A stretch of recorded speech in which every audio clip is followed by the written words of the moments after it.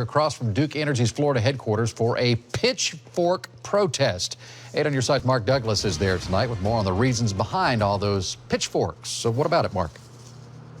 Well, good evening to you, Keith. Folks filled the far corner of Williams Park behind me under that towering Florida headquarters of Duke Energy earlier today. They were here, pitchforks in hand, as you say, to make hay, if you will, about growing public discontent over at Duke Energy. They're angry about costly utility bills, costly mistakes, and unbuilt nuclear power plants that both they and we are paying for. I'm gonna need somebody to lean on. There were a lot of people to lean on at this pitchfork protest, a protest that took direct aim at oversized utility bills from Duke Energy. Homeowner Bonnie Luthen owns a tiny bungalow and insists she can't afford $250 a month for electric bills.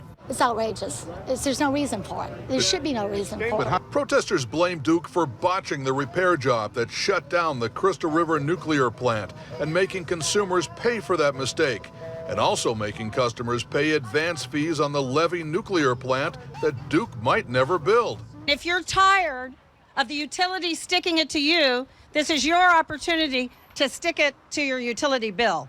Good theater, maybe, but will it make any difference to state politicians who take millions from Duke Energy?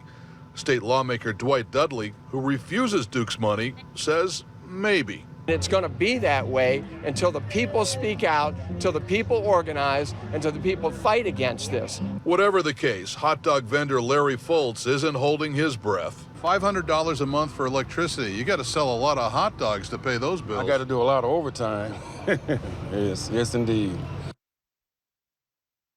Executives steered clear of the pitchforks today. They stayed inside their headquarters. So did their spokesman, Sterling Ivey. But Ivey did send me a statement later on saying that Duke Energy is keeping payments going on that unbuilt nuclear power plant in Levy County because that's the only way they can keep that option open. And he says it still remains a possibility that it might be built, despite what the folks here have to say. Keith? And Mark, all that anger over Duke Energy sort of spilling over into the elections. Here we are a week away. It's come up a time or two.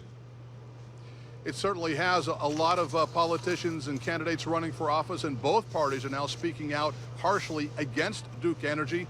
Ironically, some of those people have taken money from Duke Energy for their campaigns and have not given it back. So we'll let those guys sort that out.